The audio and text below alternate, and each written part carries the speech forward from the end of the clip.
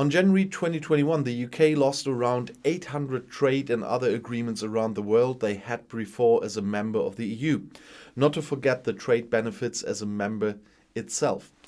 The British will have to reorient themselves after Brexit. After months of the negotiations, the United Kingdom signed a free trade agreement with New Zealand, similar to the one signed with Australia. The British negotiated the free trade agreement with New Zealand for a total of 16 months before Prime Minister Boris Johnson and New Zealand's Prime Minister Jacinda Ardern sealed the agreement at a video meeting.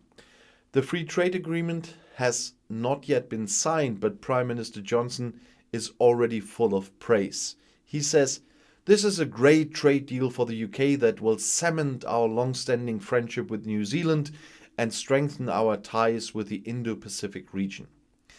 At a press conference in Wellington, Ardern emphasized that the agreement would be of great benefit to the New Zealand economy and exporters. On the day the agreement comes into force, tariffs on 97% of the export products of both countries will be abolished, said Ardern. Trade between the UK and New Zealand was valued at £2.3 billion last year. That's around $3.18 billion. Prime Minister Johnson and his government are looking for new economic alliances after Brexit and the move away from trade with the European Union.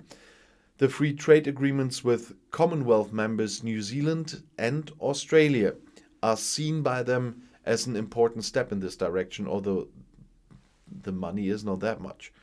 The trade agreement with Australia was signed in June. These are the first two trade agreements that Britain has fully renegotiated since the British joined the EU in 1973.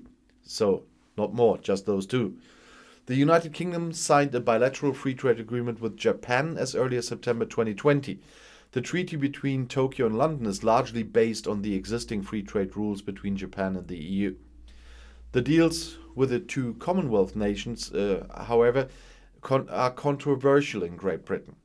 Agricultural associations fear that tariff-free meat imports could put British sheep and cattle farmers at a disadvantage. They fear a flood of imports of lamb and beef as soon as custom duties cease to exist. The opposition British Labour Party also criticised the agreement. It harms farmers and does not create more jobs, more exports or higher economic growth, they say. And I'll see you in my next video. Bis gleich.